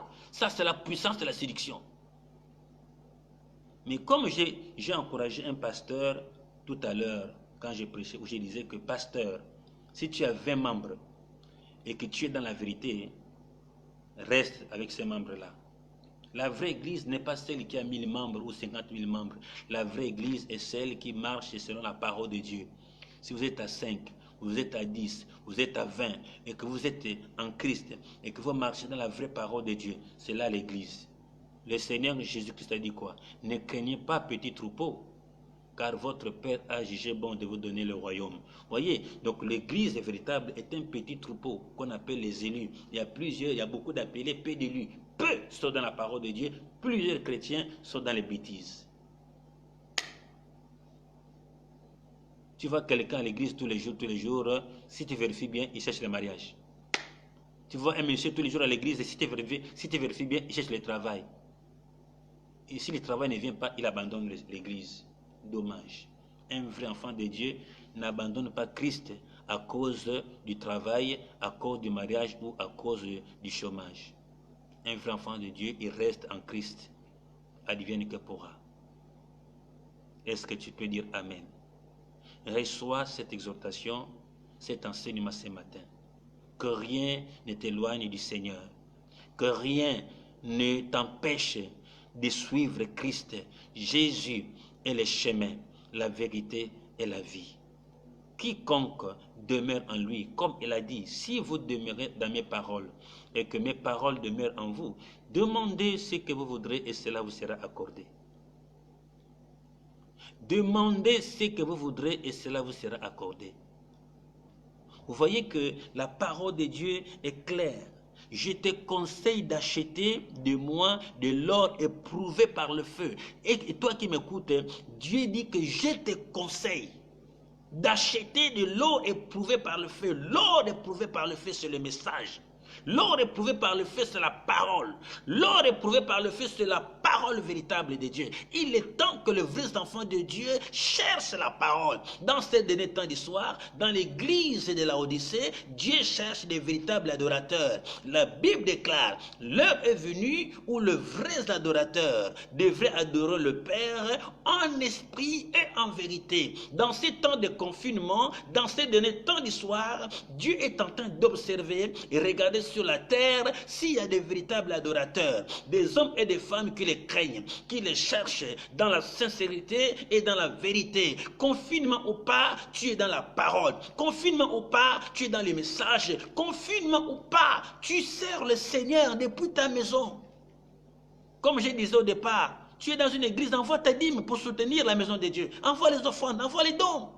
Ne te refroidis pas. Tu n'es pas chrétien de 4 murs. Non. Beaucoup des enfants de Dieu sont en train de se refroidir. On a lu au départ, on a écouté. Il dit, je te vomirai de ma bouche. Tu vas rater l'enlèvement. Parce que tu es assis à la maison, tu t'es refroidi. Tu as abandonné le zèle que tu avais avant. Tu as abandonné l'amour que tu avais avant. Parce que tu ne parles plus à l'église. Parce que les églises sont fermées. Les églises ne sont pas fermées. On a fermé les bâtiments, mais pas l'église du Seigneur. L'église, c'est toi et moi. Demeure enfant de Dieu, confinement ou pas. Christ est en train de revenir. Quelle est la position des enfants de Dieu? Quelle est la position des hommes de Dieu? Vous voyez que confinement ou pas, moi je suis là, vous prêchez la parole de Dieu en direct. Confinement ou pas, on est là, on vit. Les enfants de Dieu vivent par la grâce. Donc c'est le temps, mes amis, c'est le temps de chercher. Apocalypse chapitre 23. Apocalypse chapitre 3, le verset 18, je reprends. Je te conseille d'acheter de moi de l'or éprouvé par le feu, afin que tu deviennes riche, et des vêtements blancs, afin que tu sois vêtu, et que la honte de ta nudité ne paraisse pas, et un collier pour oindre tes yeux. Pourquoi Dieu conseille aux enfants de Dieu de chercher un collier? Mais quelle est d'abord l'importance du collier, des colliers? Quand quelqu'un a un problème des yeux, maladie des yeux, l'œil ne marche pas bien, tu ne vas plus bien, on te prescrit des colliers pour que tu vois bien, pour nettoyer tes yeux. Oh, le collier qu'on nous parle ici, là, c'est la révélation de la parole de Dieu. La parole de Dieu est une révélation. Dieu se révèle. Les enfants de Dieu doivent chercher la révélation. La lettre tue. Beaucoup de gens maîtrisent la Bible, ils n'ont pas la révélation. Ils connaissent la lettre, ils n'ont pas la révélation. Dieu dit que je te demande de chercher le collier pour oindre tes yeux. La collier, comment il dit? Le collier pour oindre tes yeux, il dit, ça veut dire que cherche la révélation, parce que Dieu se révèle. Cherche un collier. Cherche la révélation. Ne restez pas cloîtrés à la maison sans la révélation de Dieu. Donc, comme je disais que ce qui se passe dans ces derniers temps, ce sont des mystères. Il y a des révélations cachées dedans. Les gens sont confinés. Les activités sont bloquées. Mais cherche pourquoi ces choses. Tu dois avoir la révélation de ces choses. La révélation de ces choses est que Christ revient. Voilà pourquoi il a dit qu'il y aura des phénomènes sur la terre. Il y aura des phénomènes en divers lieux.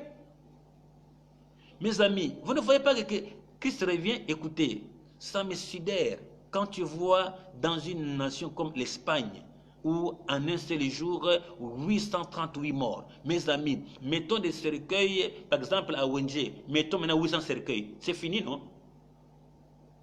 836 morts en un seul jour. Italie, 800, 700 en un seul jour. Les gens sont en train de mourir comme les mouches. Mais vous ne comprenez pas que Jésus-Christ est en train de descendre. Et quelle est ta position vis-à-vis du retour de Jésus? Païen? Païenne? Tu ne te prépares pas? Ça ne t'interpelle pas que bon, on n'a jamais vu ça. On a eu beaucoup de maladies. On a eu beaucoup de maladies. On a vu les Ebola, on a vu d'autres maladies et tout et tout. Mais qui n'a pas poussé les nations à se confiner. Mais quand vous voyez de tels phénomènes, mes amis, où les gens meurent dans un pays, 838 en un seul jour, cela prouve à suffisance que Jésus revient. Voilà pourquoi dans cet âge de Laodicée, il dit au verset 18, je vais reprendre cette lecture, ce conseil que Dieu donne à l'église du dernier temps. Hein. Je te conseille d'acheter de moi de l'or éprouvé par le feu, afin que tu deviennes riche, et des vêtements blancs, afin que tu sois vêtu et que la honte de ta nudité ne paraisse pas, et un collier pour oindre tes yeux. Un collier, le collier dont il parle, cherche la révélation. Le collier de la révélation. Quelle est la volonté de Dieu face à ces derniers temps, face à ce que nous voyons? Quelle est la volonté de Dieu? Quel est le mystère caché derrière le Covid-19? Quel est le mystère caché derrière ce que vous appelez coronavirus? Jésus est en train de revenir. Voilà pourquoi il a dit, quand le Fils de l'homme viendra, trouveras-tu de la foi sur la terre? Les enfants de Dieu ont peur même de se saluer. C'est fini. Mais nous ne vivons pas selon les principes de ce monde, nous vivons selon les principes de Dieu. Mon ami, laisse-moi vous dire au nom de Jésus-Christ qu'aucun véritable enfant de Dieu ne sera infecté de cette pandémie. Personne, qu'aucun enfant de Dieu, sauf si tu es un chrétien façon, mais un vrai enfant de Dieu ne sera jamais déclaré positif. Jamais. Parce que le Dieu qui protégeait Israël en Égypte, lorsque Dieu frappait les Égyptiens, les Égyptiens mouraient. Leurs biens tombaient en lambeaux. Mais dans le camp des Hébreux, il y avait la victoire, il y avait la joie. Tout le monde était en santé. Un enfant de Dieu véritable ne sera jamais déclaré positif, jamais. Parce que nous sommes dans le sang de l'agneau. Le sang de l'agneau nous couvre. Jésus est à la porte. Jésus revient bientôt. Mais le monde ne se rend pas compte. Il viendra comme un voleur, sauf ceux qui sont intelligents. C'est le temps de l'intelligence. Cherchez le collier, la révélation. Cherche la révélation de Dieu. Je te conseille d'acheter pour de moi l'or éprouvé par le feu. Les vêtements blancs, les bonnes œuvres. C'est le temps de pratiquer les bonnes œuvres afin que ta nudité soit couverte. C'est le temps de chercher la révélation. Ne vivez plus comme des aveugles. Je répète encore ce que je disais aux enfants de Dieu et ce que j'ai l'habitude de dire, que le salut dépend aussi de celui que tu écoutes. Si tu écoutes un faux serviteur de Dieu, puisqu'il est faux, il va t'amener en enfer parce qu'il ne peut rien t'apporter de bien parce qu'il est faux. Mais ton salut dépend aussi de celui que tu écoutes. Si tu écoutes un vrai homme de Dieu qui te prêche la vraie parole, alors il t'amènera au salut. Sortez du fanatisme, cherchez la vraie parole.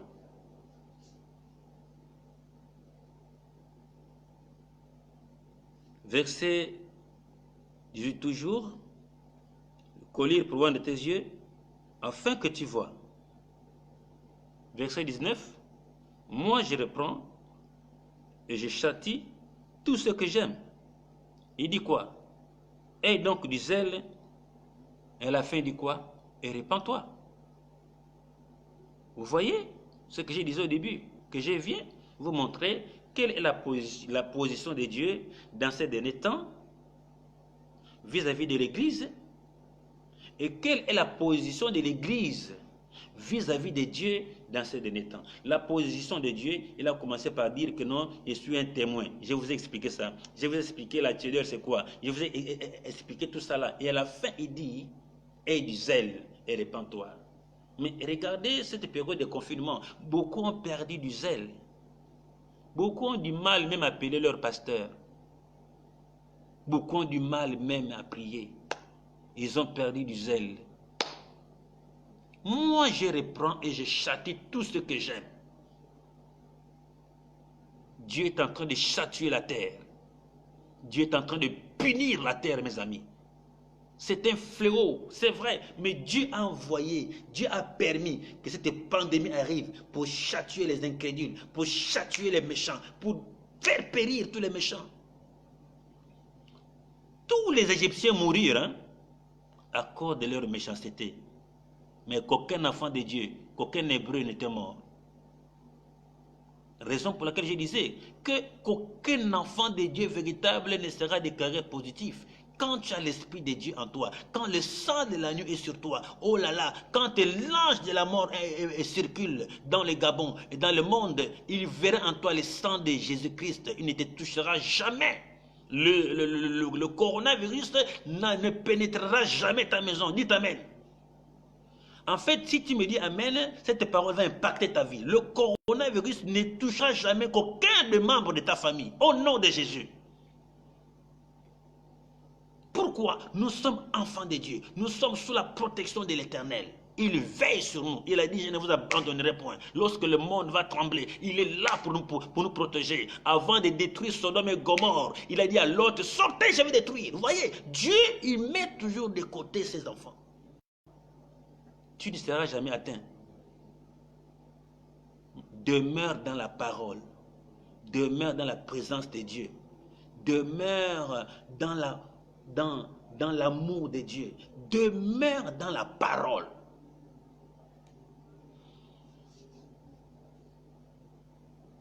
Tony le fermier, le prophète, soit béni, mon fils. Maman Michel Nziguette, que le Seigneur te bénisse. Maman Catherine Avom, que le Seigneur te bénisse. Kimberly Nzinga, sois béni également. Tous ceux qui me suivent, soyez bénis. Et que cette parole vous impacte. Et que cette parole vous transforme. Et que cette parole vous révolutionne. Et que cette parole change votre manière de voir. Et que cette parole vous ramène dans la présence de Dieu. Et que cette parole vous fortifie davantage. Et que cette parole vous fasse du bien.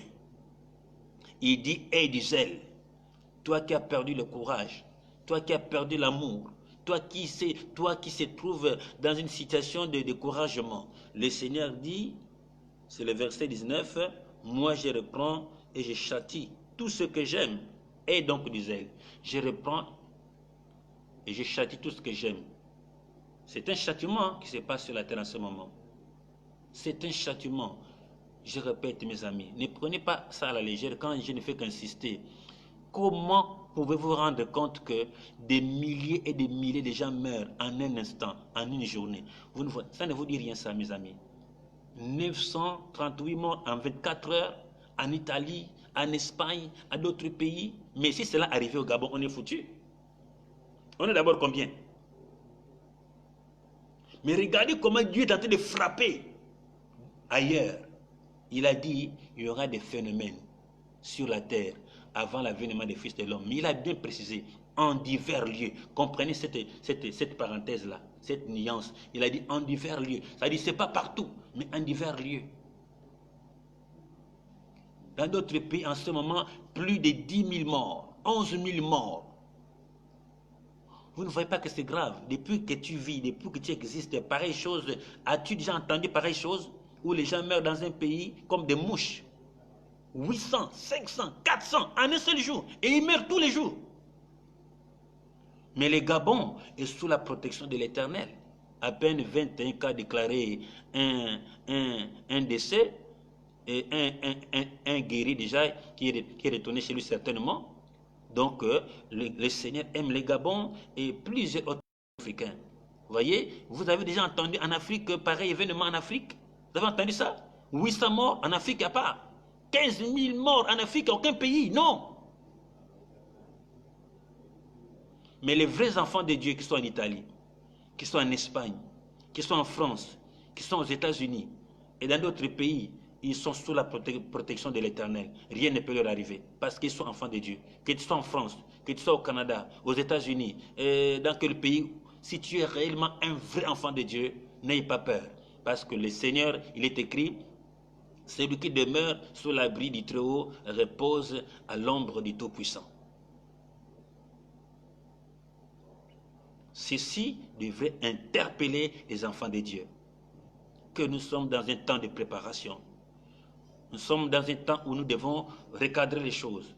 Relevons les défis. Relevons-nous. Ne sois pas tiède. Ne sois pas froid. Mais où que tu sois, enfant de Dieu, recharge ta batterie. La batterie de ta foi. Recharge ça. Cette batterie-là par la prière, par la méditation de la parole de Dieu, dans la sanctification, dans la crainte de Dieu. Prépare-toi chaque jour, évite le péché, évite le mal. Réconcilie-toi avec le Seigneur ton Dieu. Marche selon les principes du Seigneur. Soyez sobre et intègre. C'est le temps de se séparer du mal. Jésus-Christ revient. Le verset 20 dit ceci. Voici, je me tiens à la porte et je frappe. Si quelqu'un entend ma voix et ouvre la porte, j'entrerai chez lui, je souperai avec lui et lui avec moi. Il dit, voici, je me tiens à la porte et je frappe. Mais quelle porte s'agit-il? Ce n'est pas la porte de ta chambre, hein? Ce n'est pas la porte de ta maison. Il est en train de frapper par le message en utilisant ses serviteurs, comme je suis en train de le faire en ce moment. Il est en train de frapper à la porte de ta conscience et à la porte de ton cœur. Voici, je me tiens à la porte et je frappe. Frappé par la prédication, les exhortations, les hommes de Dieu prêchent, ils frappent, ils cognent, ils cognent. Si quelqu'un entend ma voix, si tu écoutes la voix de Dieu et que tu ouvres ton cœur, Christ entrera dedans et tu seras dans sa présence. Il n'est pas bon de fermer ton cœur, il n'est pas bon d'endurcir ton cœur. Je répète que tout passera, la gloire de ce monde passera. Tu dois t'effacer, tu dois te rabaisser, tu dois descendre, tu dois accepter le Seigneur Jésus. Tu dois ouvrir ton cœur, accepte le Seigneur. Laisse Jésus-Christ pénétrer ta vie. Laisse Jésus-Christ influencer ta vie. Laisse Jésus-Christ transformer ta vie. Laisse-toi enseigner par le Seigneur. Laisse-toi transformer par le Seigneur. Il dit, si quelqu'un, Dieu n'est pas un dictateur, il te laisse le choix. C'est à toi de voir. Si quelqu'un, ça veut dire c'est conditionnel. Le salut est conditionnel. Si tu crois au Fils de Dieu, tu seras sauvé. Si tu crois. Est-ce que tu crois ou bien tu fais semblant? Est-ce que tu crois ou bien tu doutes encore? Mais crois, mon ami, toi qui m'écoutes en ce moment. Crois, toi qui me suis en ce moment. Accepte Jésus, toi qui me suis en ce moment. Réforme tes voies, toi qui me suis en ce moment. Réforme tes voies, toi qui m'écoutes en ce moment. Répands-toi, toi qui me suis en ce moment. Abandonne les mauvaises choses, toi qui me suis en ce moment. Reviens à Christ. Revois ta vie chrétienne. Recadre ta vie. Reviens au Seigneur. Répands-toi et il te pardonnera. Si quelqu'un entend ma voix, s'il ouvre sa porte, il dit, j'entrerai chez lui. Je souperai avec lui et lui avec moi. Dieu n'est pas un dictateur. Il a mis devant toi la vie et la mort. Mais choisis la vie afin que tu vives. Reviens à Christ et toi qui es perdu. Reviens à Christ et toi qui as abandonné le Seigneur. Tu peux tout abandonner, mais pas Jésus-Christ. Est-ce que tu peux dire Amen? Et je vais terminer par ceci. Celui qui vaincra, je le ferai asseoir avec moi sur mon trône, comme moi j'ai vaincu et me suis assis avec mon Père sur son trône. Que celui qui a des oreilles entende ce que l'Esprit dit aux églises. C'est lui qui vaincra. Nous sommes un royaume de vainqueurs. Tu dois vaincre les épreuves. Tu dois vaincre ton incrédulité. Tu dois vaincre ton incrédulité. Le diable te trompe quand tu raisonnes comme un païen. Mais tu dois vaincre ça. Celui qui vaincra sera assis avec le Seigneur dans son royaume. Il conclut pour dire que celui qui a des oreilles pour entendre, entende. Beaucoup m'ont suivi. Est-ce que beaucoup m'ont entendu? Ah, donc ceux qui m'ont entendu, qui ont compris, que Dieu vous bénisse. Ceux qui ont pris acte de cette parole, de la parole de ce matin, que Dieu vous bénisse. Tu peux m'appeler après cette intervention. Ceux qui veulent m'appeler, vous pouvez m'appeler.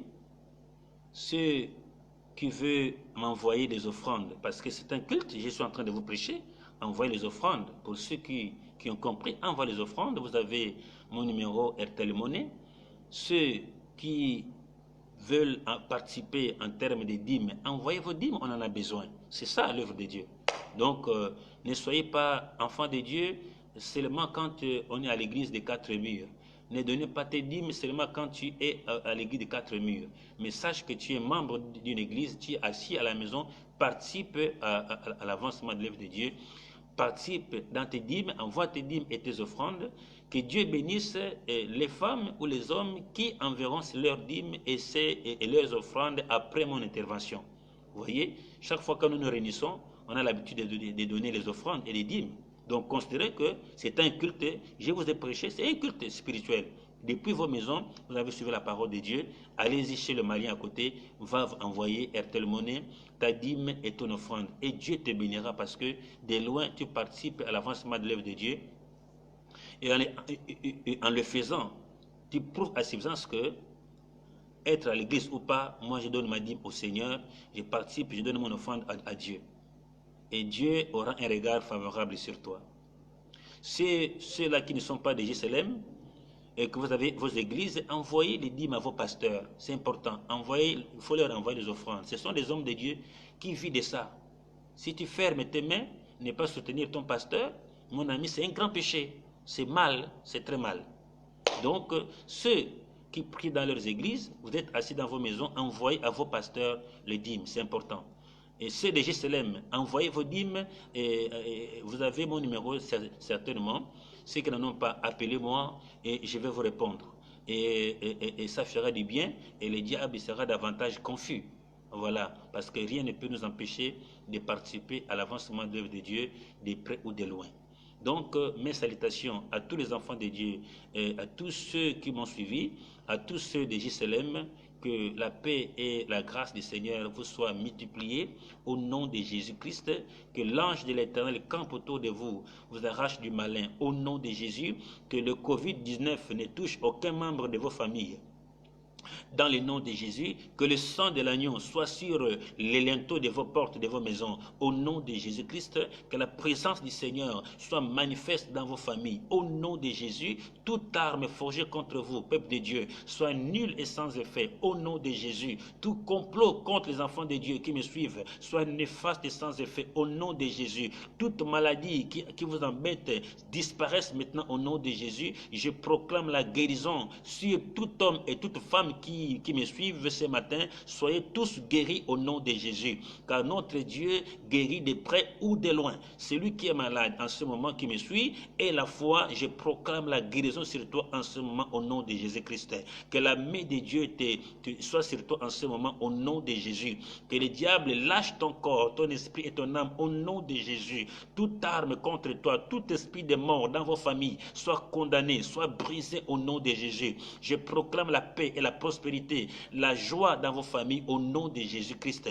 Que le Saint-Esprit règne dans vos familles et que vos activités prospèrent à tous égards au nom de Jésus. Pour les hommes de Dieu qui marchent dans la vérité, que vos ministères prospèrent à tous égards au nom de Jésus-Christ de Nazareth. Que Dieu vous bénisse. À nous revoir prochainement. C'était la voix de votre humble serviteur Franck Goman. Que Dieu vous bénisse. À nous revoir prochainement. Ceux qui m'ont suivi et qui veulent bel et bien m'appeler, appelez-moi après l'intervention. Ceux qui veulent participer financièrement, appelez-moi également. Dieu vous bénisse au nom de Yeshua Mashiach. Amen. Prochainement. Merci beaucoup. Au revoir.